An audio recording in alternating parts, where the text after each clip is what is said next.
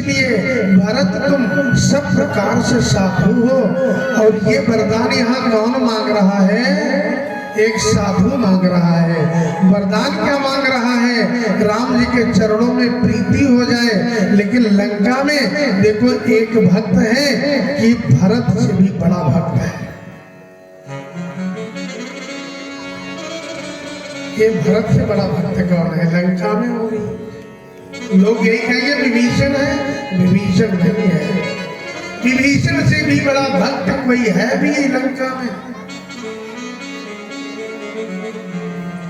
नाम क्या है?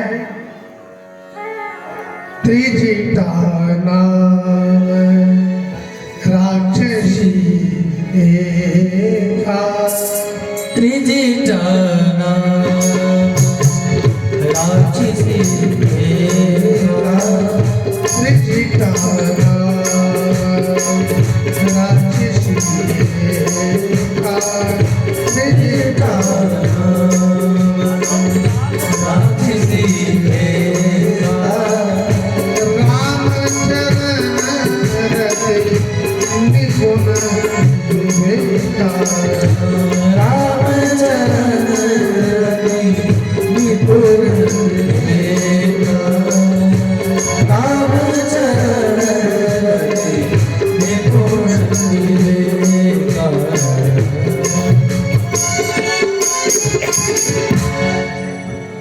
भरत जी कहते हैं राम के चरणों में रति हो जाए।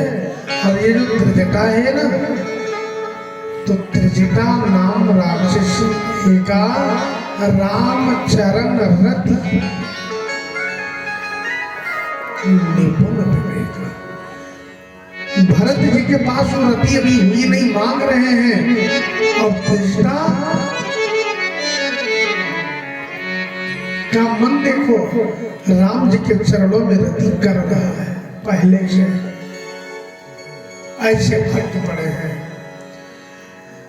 नारद जी ने कंस से कहा कि दुश्मन को, शत्रु को घर पर बुलवाओ, जैसे चाहो ऐसे मारो। तो किसके साथ हो आ सकता है? अक्रूर को भेजो। कंस ने अक्रूर को बुलाया है। अक्रूर से कहा अक्रूर तुम जाओ और श्याम बलराम दोनों को यहाँ ले आओ। क्योंकि अक्रूर तुम तो जानते हो कि मल्ल युद्ध देखने में मुझे बहुत आनंद आता है, इसलिए हम एक मल्ल युद्ध का उत्सव करना चाहते हैं। और सुना कि आजकल वो दो बालक बड़े वीर हैं, बड़े बलवान हैं, ताकि उनकी भी एक एक पकड़ हो जाए। अक्रूर समझ गए जो तुम मल्ल युद्ध देखना चाहते हो।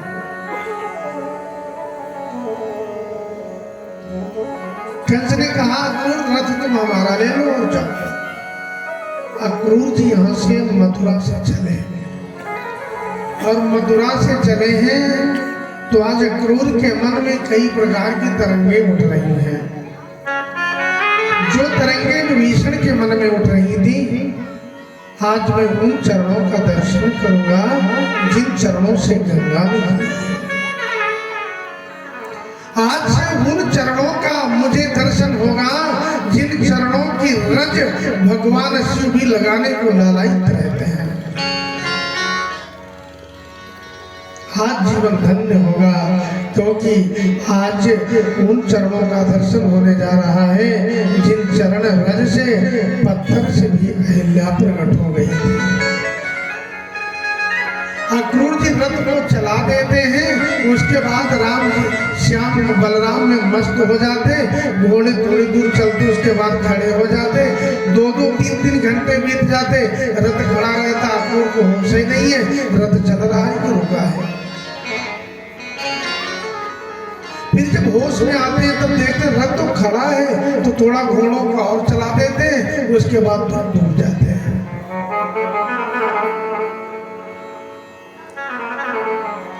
यहाँ एक गोपी ब्रज में यमुना के तट पर बैठी है और यमुना की कई प्रकार से पूजन कर रही है।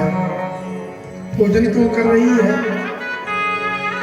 किसी प्रकार ये जो यशोदा का लाला है ना, ये मेरे दिमाग से निकल जाए।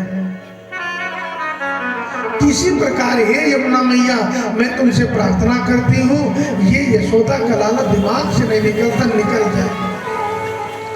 नारद जी वहां गोपी के पास पहुंचे और पूछा, गोपी क्या बात है, क्या मांग रही हो?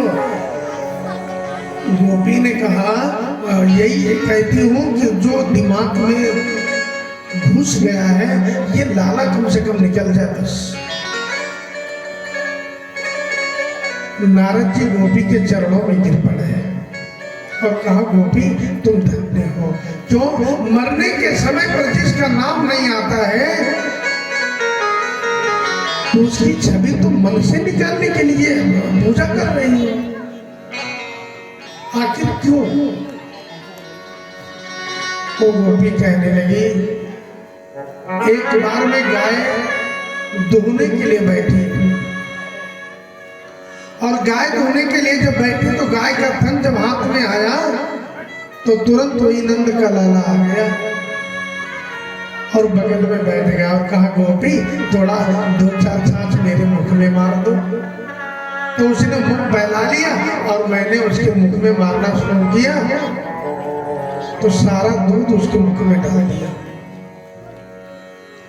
मेरी सास जब आई तो पीछे से पीठ पर लात का प्रहार मेरे ऊपर कर दिया और कहा, दुष्ट ये दूध जमीन में डाल रही है। और मैं जब होश में आई तो वहां ना लाला है ना कोई है, बस जब देखो तब वो मेरे चित्त में आकर के कभी ये कभी वो ऐसा करवाता रहता है। मुझको लगा लाला वास्तव में बैठा है, सारा दूध मैंने धरती पर गिरा दिया। मार पड़ती है, बातें सहने को पड़ती हैं, इसलिए वो मेरे दिमाग से बाहर निकल जाए बस। एक बार सासू ने कहा, चल मूसल उठा, धान से चावल निकाल।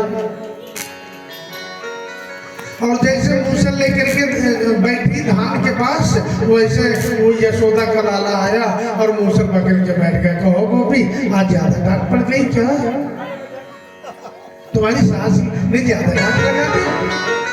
मैं बतियाने लगी उससे, घंटों बीत गए, एक भी मूसल नहीं मार पाई। सास आई, अरे बावरी क्या हो गया तुझे? 2 घंटे से मूसल लेकर बैठी है, अभी मुझसे दान वैसे के वैसे रख, हमको होश आया कोई नहीं है, ऐसे बड़बड़ा रही हूँ। तो वो जो चित्त में घुस गया एक बार निकल जाए। अक्रूर जी रथ लेकर के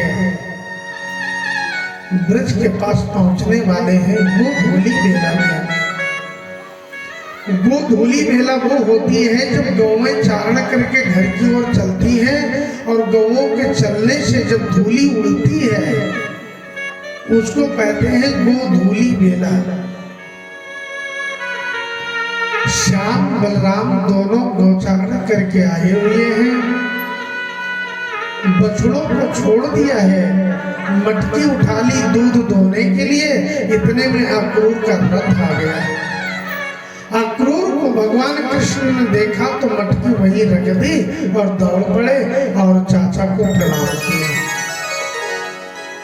नीचे उतारा। अक्रूर को लेकर के घर के अंदर गए हैं। रात्रि का भोजन हुआ, एक साथ बैठ करके चर्चाएं हुई। अक्रूर ने कहा, कृष्ण तुम जानते भी हो कि मैं क्यों आया हूँ? भगवान कृष्ण ने कहा, नहीं नहीं चाचा, बिल्कुल जानता हूँ, अवश्य चलूंगा, लेकिन ये बात अभी मेरी माँ यशोदा ना सुने तो ज्यादा अच्छा होगा, कल मैं चलता हूँ। रात्रि को विश्राम हुआ। प्रातः भगवान कृष्ण ने नंद बाबा से कहा, बाबा एक बात तो, हाँ लाला बता। आज मैं अक्रूर चाचा के साथ मथुरा जाना चाहता हूँ। नंद बाबा ने कहा, लाला जितनी सरलता से तुमने मुझसे कह दिया है ना, इतनी सरलता से ये बात यशोदा से मत कहना, वो सहन नहीं कर पाएगी। तुम्हें लाला नहीं पता कि वो तुमको कितना चाहती, कितना मानती है। प्राण चले जाए तो यशोदा को गम नहीं होगा, लेकिन तुम्हारे जाने से वो जीवित शायद ना बच पावे, इसलिए लाला अपनी मां से बच जाएंगे। लेकिन बाबा मैया जान तो जाएगी नहीं, मैं अपने हिसाब से बात करूंगा यशोदा से। नंद बाबा यशोदा के पास गए। यशोदा,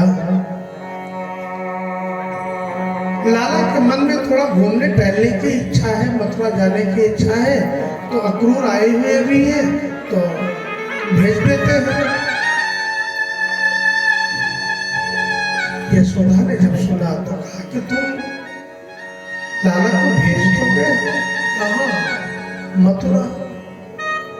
मैं भी साथ में चलूंगी ना? नहीं नहीं यशोदा, तुम यही रहो, मैं साथ चला जाऊंगा। लाला को अकेले नहीं छोड़ूंगा।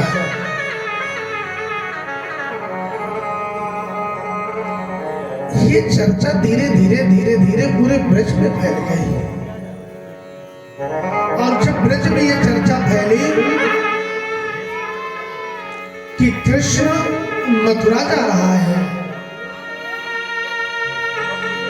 तो ये जो वृक्ष है ना, ये वृक्ष की पत्तियां सूख गई, ये पत्तियां सूखने लगी, तो मेरा कृष्ण जाने वाला है। यमुना की धारा की गति धीमी पड़ गई, क्यों? मेरा कृष्ण मथुरा जाने वाला है।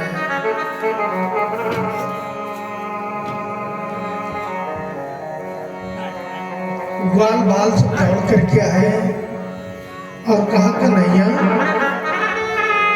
मैंने सुना है कि तू मथुरा जा रहा है।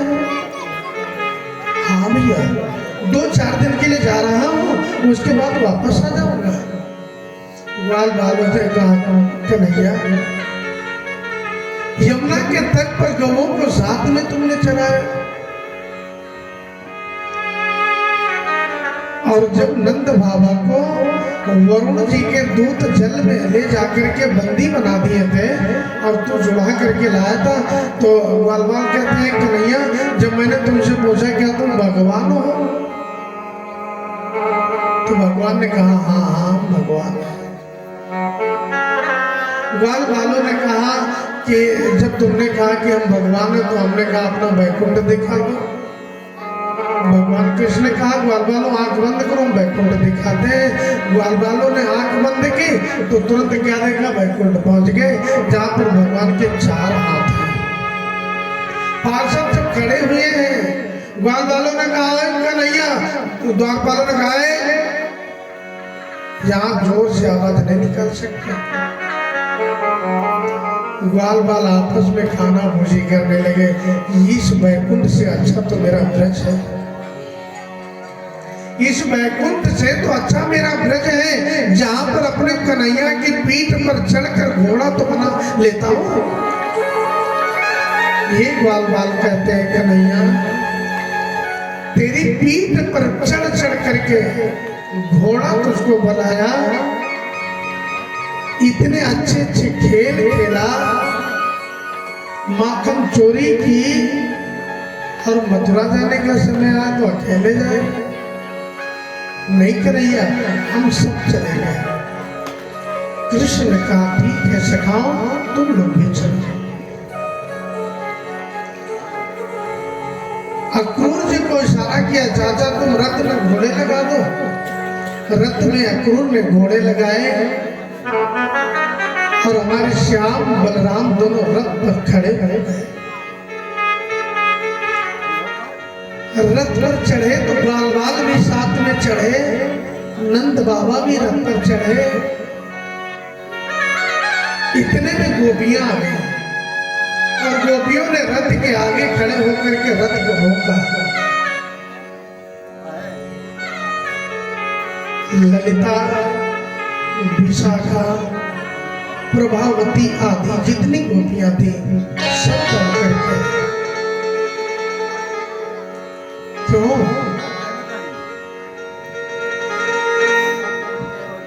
इतनी लीला दिखा करके मोहित कर दिया, और लोक लाज मर्यादा जितनी थी सब कुछ छोड़ दिया। किसके लिए? कन्हैया तुम्हारे लिए। तुम चले जाओगे तो अनाथ हो जाओगे, किसके सारे जीवित रहोगे? हमारे घरों में जा जा करके माखन चोरी तुमने की है ना। कन्हैया रथ से उतरे और उतर करके गोपियों को समझाने लगे, गोपियों मैं सत्य कहता हूं, 2-4 दिन के बाद वापस आ जाऊंगा। गोपियों को समझाने के बाद रथ जब आगे को बढ़ा, यशोदा मैया छाती पीटते हुए पागलों की तरह रथ के पीछे दौड़ी। अक्रूर रथ को रोको। भगवान कृष्ण की आंखों में भी नेत्रों में जला। यदि रथ रुकता है तो मां मुझको जाने नहीं देगी।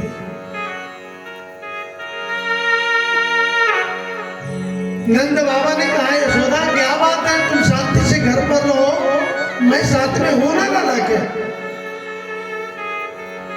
यशोदा ने कहा कि नहीं नहीं, मैं रोकने के लिए नहीं आ रही। ये माखन और मिश्री इस पोटली में है, इसको थोड़ा साथ में लेते जाओ। मेरे लाला को कहीं रास्ते में भूख लग जाएगी तो थोड़ा माखन खिला देना। क्योंकि गौचारण करने के बाद जब याद आता तो तुरंत मेरा ही नाम लेकर के, मैया मैया मेरे खाने के लिए क्या है। अपने लाला को मैं जानती हूं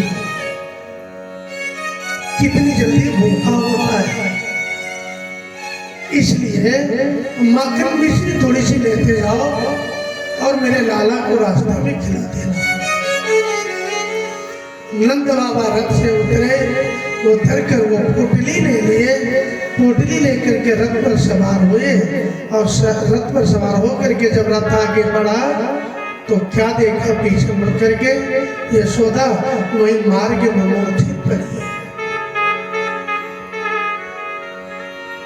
ब्रज के बाहर जब रथ निकला है तो रथ चलते चलते अपने आप रुक गया। कृष्ण ने अक्रूर से पूछा, चाचा रथ क्यों रुका है? अक्रूर ने कहा, कृष्ण लग रहा है कोई आगे लेटा हुआ है। कृष्ण नीचे उतरे और नीचे उतर करके देखा कि कोई लेटा है। कृष्ण ने उठाया हो तो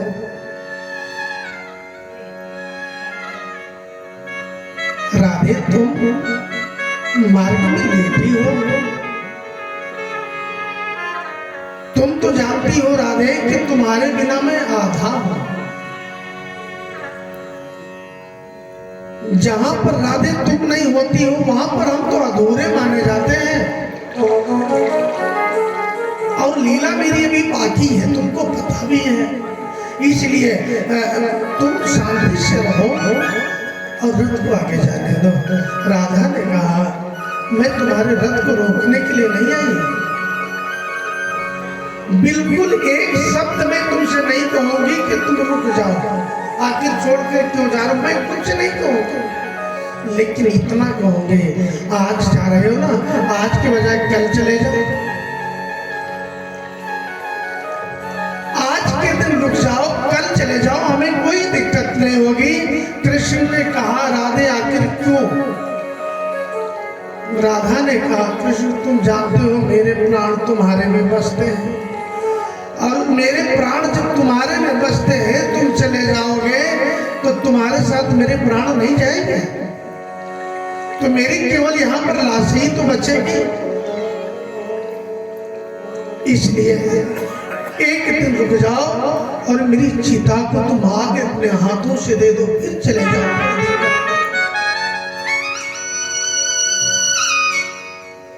कृष्ण ने कहा, राधे ये मेरी बंसी है, इसको तुम पकड़ो। मेरी बंसी तुम्हारे पास रहेगी और जब भी तुमको मेरी याद आवे ना, तुम जरा सी बंसी बजा देना, मैं तुमको वहीं पर मिलूंगा। और राधे, तो मेरी लीला बहुत बाकी है, अभी बहुत लीला करनी है, इसलिए जाने दो, और जहां तुम रहोगे वहीं मैं रहूंगा। राधा को समझा करके भगवान रथ पर चढ़ करके आगे बढ़े। यमुना में अक्रूर जी ने स्नान किया है, तो रथ पर और यमुना के अंदर दोनों जगह अक्रूर को भगवान ने दर्शन दिया। मथुरा के बाहर एक बाग है, उस बाग में रथ जाकर रुका और नंद बाबा आदि ग्वाल सब वहीं हो गए।